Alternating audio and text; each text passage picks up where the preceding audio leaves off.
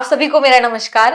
जैसा कि कहते हैं कि कोशिश करने वालों की कभी हार नहीं होती और वो कोशिश यदि ईमानदारी और दिल से की जाए तो कामयाबी आपके कदम चूमती है और दुनिया आपकी कहानी जानना चाहती है। आज हम आपके लिए ऐसी एक कहानी लेकर आए हैं नेशनल सीनियर सेकेंडरी स्कूल की छात्रा हर्षिका की, जो हमारे साथ जुड़ी थी अपना डॉक्टर बनने का सपना लेकर। और इन्होंने नीट 2025 के एग्जाम में शानदार रैंक हासिल कर कर अपना, अपने पेरेंट्स का और स्कूल का सपना आज पूरा किया है। तो Harshika, congratulation to you. Thank you ma'am. मैं आपसे जानना चाहूंगी हर्षिका, आज आपको कैसा फील हो रहा है, आपने इतना बड़ा मुकाम हासिल किया है? मुझे बहुत अच्छा फील हो रहा है और ये सपना पूरा होने के लिए मैंने 2 साल से मेहनत की थी और आज ये सपना पूरा हुआ है तो बहुत खुशी हो रही है।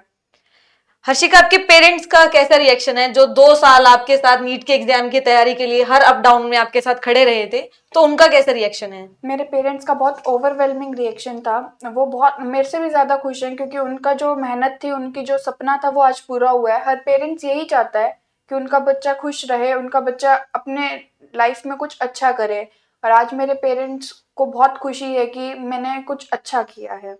उनकी खुशी को देखकर आप क्या कहना चाहोगी? उनकी खुशी को देखकर बस मैं ये कहना चाहूँगी कि मेरी जो 2 साल की मेहनत थी ना, वो रंग लाई है। उनकी खुशी को देखकर मुझे और भी ज़्यादा खुशी हो रही है कि जो 2 साल की मेहनत की मैंने, वो बहुत ही ठीक डायरेक्शन में की कि उन्हें इतनी खुशी मिल रही है। तो हर्षिका, क्या आप बचपन से ही डॉक्टर बनना चाहती थी? मैं 8th क्लास में मैंने डिसाइड किया था कि मैं डॉक्टर बनना चाहती हूँ। मेरे टीचर्स ने मुझे गाइड किया था और जब मैं हॉस्पिटल जाती थी और 8th क्लास में जब मैं थी, तो उस टाइम कोरोना चल रहा था, लॉकडाउन था। तो जो भी हमारे डॉक्टर्स ने हमें सपोर्ट किया, उनके जो भी डेडिकेशन को देख के मैंने डिसाइड किया था कि मुझे डॉक्टर बनना है। हर्षिका, आपने 2 साल नीट के एग्जाम की तैयारी नेशनल सीनियर सेकेंडरी स्कूल से की, तो मैं आपसे आज जानना चाहूंगी कि आपको नेशनल स्कूल के बारे में किसने गाइड किया था? मुझे नेशनल स्कूल के बारे में एक मेरे फादर के दोस्त ने गाइड किया था। जब मेरी 10th क्लास कंप्लीट हुई थी तो मैं एक कोचिंग और स्कूल दोनों के लिए ढूंढ रही थी कि मुझे एक अच्छा प्लेटफॉर्म मिले जहाँ पर मैं मेरी तैयारी कर सकूँ। और फिर मुझे पता चला नेशनल सीनियर सेकेंडरी स्कूल के बारे में, जो आपको कोचिंग भी देता है और आपकी रेगुलर बेसिस पे तैयारी करवाता है। तो फिर जब मैंने वहाँ पर अप्रोच किया तो मुझे अच्छा लगा, वहाँ का एटमॉस्फेयर, वहाँ का पढ़ाई का तरीका। तब मैंने वहाँ पर एडमिशन लिया था। हर्षिका, क्या आपको हमेशा से ये उम्मीद थी कि आप नीट का एग्जाम क्लियर कर पाओगी? हर बच्चा अपने नीट की जर्नी को यही सोचकर स्टार्ट करता है कि हमें डॉक्टर बनना है। तो मैंने भी यही सोचा था और मैंने खुद पे कभी ये बर्डन नहीं आने दिया कि मुझे डॉक्टर बनना है या फिर ऐसा कि मुझे अच्छी रैंक लेके आनी है, बहुत मतलब कि मुझे अंडर 100 लेके आना है। नहीं, मुझे बस ये था कि मुझे एक अच्छे गवर्नमेंट कॉलेज में एमबीबीएस कंप्लीट करनी है और उसके लिए जो भी मेहनत है वो मैंने की। तो हर्षिका, आज आपको बहुत सारे स्टूडेंट्स और पेरेंट्स भी सुन रहे होंगे जो इस एग्जाम के लिए तैयारी करना चाहेंगे। तो हर रिजल्ट को हासिल करने के लिए एक स्ट्रैटेजी बनानी पड़ती है और बहुत सारे स्टूडेंट्स ऐसे हैं जो कुछ बनाने के लिए सोच रहे होंगे ऐसा। तो आपने क्या स्ट्रेटेजी बनाई थी जिससे आप ये रिजल्ट ला पाए? मेरी स्ट्रैटेजी बहुत सिंपल थी कि जो भी काम है वो आज के आज कंप्लीट कर लो। कोई भी काम कल पे मत छोड़ो कि अगर कल छुट्टी है, कल कहीं नहीं जाना, कल हमारी कोचिंग की भी छुट्टी है तो मैं ये काम कल कर लूंगा। नहीं, जो काम आज मिला है वो काम आज ही करो। कल आप कुछ और कर सकते हो, अपने आपको रिलैक्स कर सकते हो, आप कुछ और पढ़ सकते हो जिससे आपको फायदा हो। तो ये बहुत अच्छी बात है जो हम सबको हर्षिका सीखनी चाहिए कि आज का काम आज ही करें, कल पे नहीं छोड़े। तो हर्षिका, जैसा कि आपने बताया कि आपने एग्जाम की तैयारी नेशनल स्कूल से की, तो वहां पर आपके टाइम टू टाइम माइनर और मेजर बहुत सारे टेस्ट होते थे। तो आप क्या मुझे बताएंगे कि उन टेस्ट का आपके एग्जाम क्लियर करने में क्या रोल रहा? बहुत इंपॉर्टेंट रोल रहता है टेस्ट का एक एग्जाम को क्लियर करने के लिए। मैंने कोई भी टेस्ट स्किप नहीं किया और कई बार अगर टेस्ट में मार्क्स कम है तो मैं एनालाइज करती थी कि कहाँ मेरी गलतियां हो रही हैं। और अगर अच्छे आ रहे हैं तो मुझे ये लगता था कि हाँ, जो आप पढ़ाई कर रहे हो वो एक डिसेंट डायरेक्शन में चल रही है। तो टेस्ट का रोल बहुत इंपॉर्टेंट हो जाता है आपकी पूरी जर्नी में, क्योंकि टेस्ट वो एक रिमार्क होता है, वो एक चेक होता है जहाँ से हमें पता चलता है कि आप जो तैयारी कर रहे हो वो सही है या नहीं। तो आपका डेली रूटीन कैसा था, और सबसे जो जरूरी बात जो हमारे लिए जानना चाहेंगे, जो हम आपने टाइम मैनेजमेंट कैसे किया अपने एग्जाम प्रिपरेशन के लिए?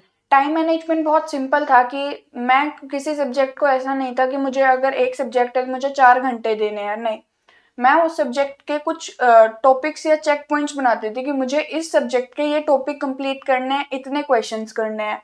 अब चाहे वो सब्जेक्ट मेरा 4 घंटे में कंप्लीट हो या 5 घंटे में, मुझे वो कंप्लीट करके सोना है। ये बहुत इंपॉर्टेंट हो जाता है। अगर हम टाइम डेडिकेट करते हैं और अगर वो टाइम पे कंप्लीट ना हो ना, तो हमें गिल्ट बहुत बड़ी चीज़ हो जाती है। और आपका डेली रूटीन कैसा था? मेरा डेली रूटीन, जब मैं स्कूल जाती थी, जब मैं कोचिंग में जाती थी, तो सुबह हम कोचिंग में जाते थे, हम 5:30 बजे कोचिंग से फ्री होते थे, घर आते थे 5:30 बजे।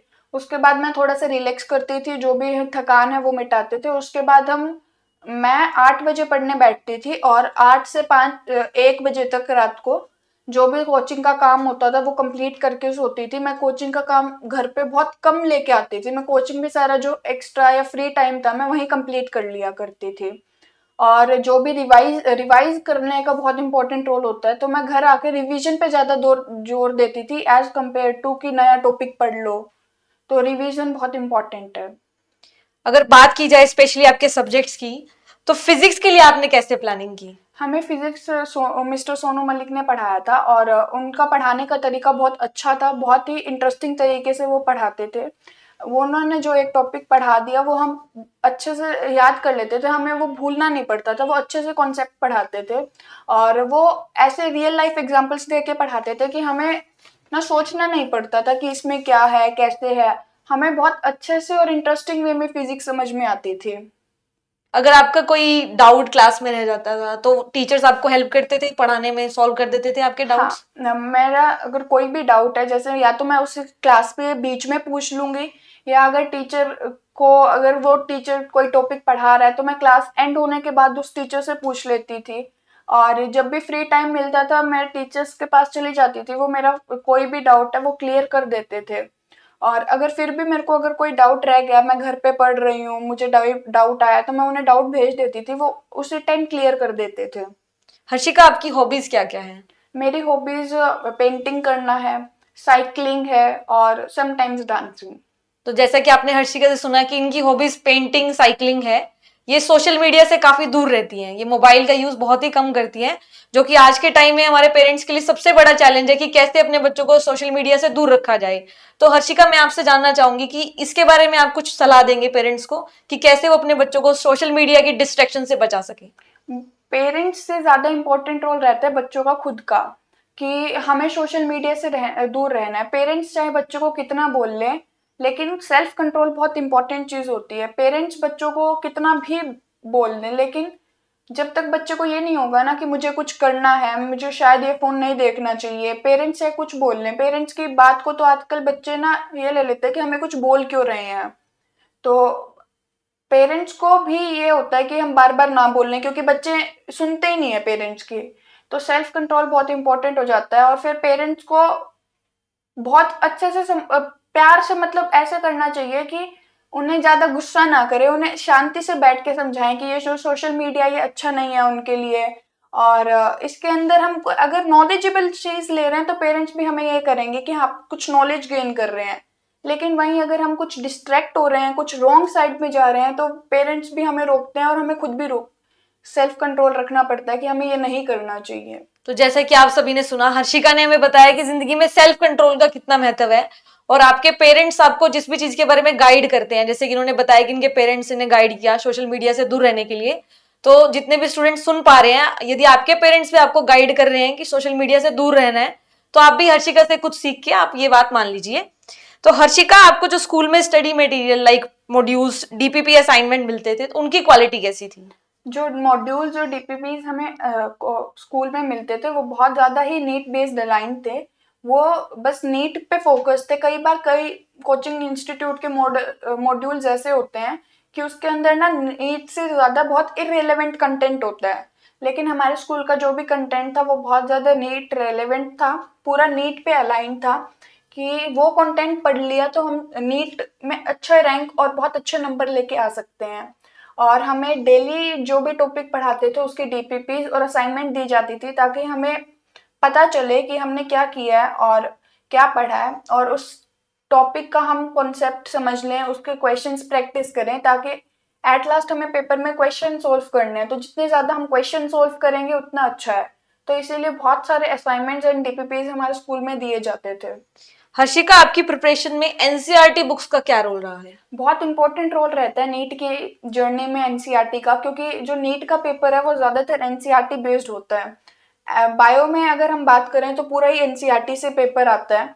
कोई एक या दो क्वेश्चन होते हैं जो आउट ऑफ एनसीईआरटी होते हैं, लेकिन वो एनसीईआरटी से कहीं ना कहीं लिंक्ड होते हैं।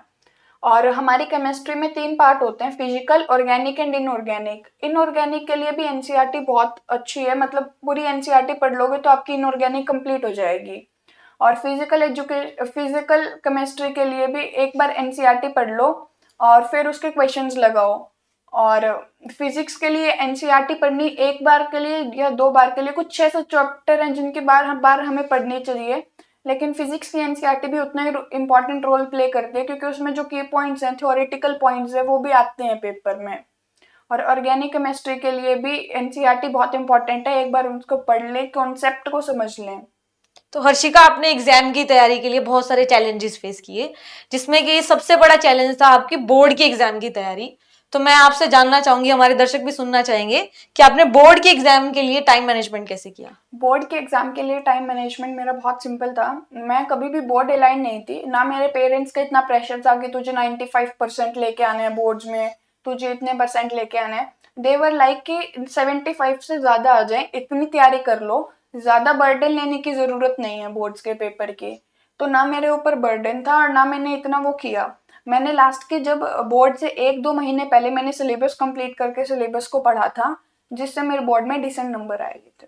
आपने 3 आवर एग्जाम में अपने आप को कैसे काम रखा। जो इस बार का पेपर था नीट 2025, वो पूरे जितने भी साल से पेपर हो रहा है उसमें सबसे मुश्किल था। और बहुत इंपॉर्टेंट रोल प्ले किया मेरे टाइम मैनेजमेंट ने। और जो मैं डेली जितने भी मैंने पेपर दिए थे उन्होंने, कि मैं वो 3 घंटे वो कैसे यूटिलाइज करूं। और पेपर को देखते हुए कई बार होता है कि शायद ये पेपर नहीं होगा मुझसे, लेकिन फिर अपने आप को काम डाउन किया, अपने आप को समझाया कि जो तेरी 2 साल की मेहनत है वो ये पेपर नहीं बर्बाद कर सकता। और बहुत इंपॉर्टेंट रोल प्ले किया। और वो टाइम बहुत इंपॉर्टेंट होता है एक बच्चे की लाइफ में, और मैंने बहुत अच्छे से यूटिलाइज करने की पूरी कोशिश की थी उस टाइम को। और मैं बार बार अगर कोई क्वेश्चन नहीं आ रहा तो मैं एक बार उसे स्किप कर देती थी, मैं जो आसान क्वेश्चन है उस पर जाती थी, आसान क्वेश्चन को करके फिर मैं उस मुश्किल क्वेश्चन पे आती थी, ताकि जो एक बार कॉन्फिडेंस टूटा है वो एक बार दोबारा कॉन्फिडेंस बिल्डअप हो और वो हम अच्छे से कर सकें वो क्वेश्चन। Very good. तो मैं आपसे आपके एग्जाम से रिलेटेड एक और क्वेश्चन जानना चाहूंगी, क्या आपको एग्जाम से पहले कोई एग्जाम फियर था। एग्जाम फियर तो होता है कि मन में एक पॉइंट पे, किसी एक पॉइंट पे आपको ये लगता है कि आपने जो मेहनत की है, जो आपको इतने सालों से पढ़ रहे हो, इतने 2 सालों से जो आप रोज पढ़ रहे हो, वो आपका रंग लाएगा, सिलेक्शन होगा या नहीं होगा।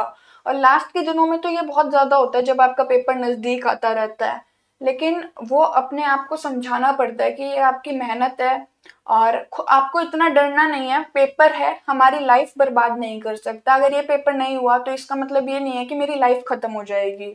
हमें बहुत अच्छे से काम डाउन रह के हर चीज को अप्रोच करना चाहिए और हर चीज में डिसिप्लिन रखना चाहिए।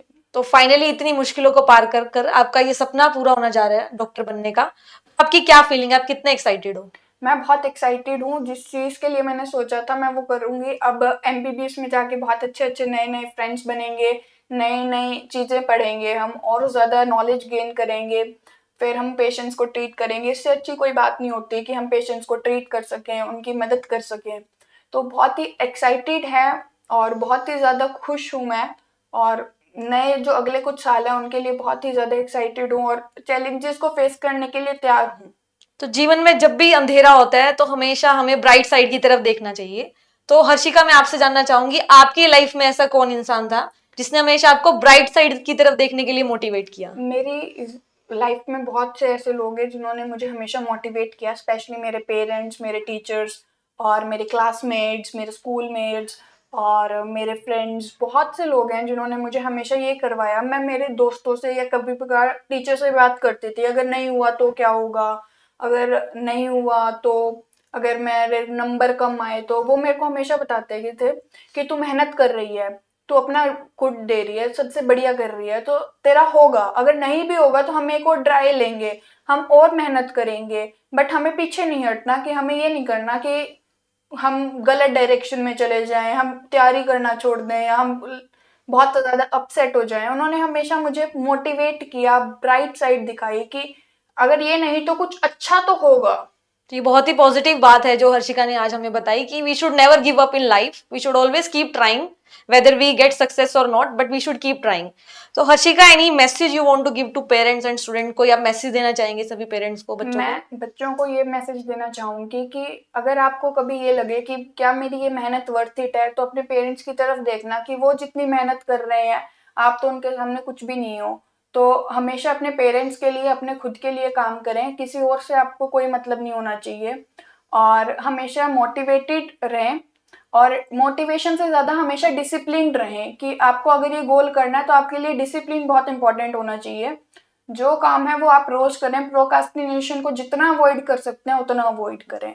और पेरेंट्स के लिए मैं ये कहना चाहूंगी कि पेरेंट्स को कभी भी अपने बच्चों को बैकअप नहीं करना चाहिए कि आपके नंबर कम नहीं आ रहे तो आपसे नहीं होगा।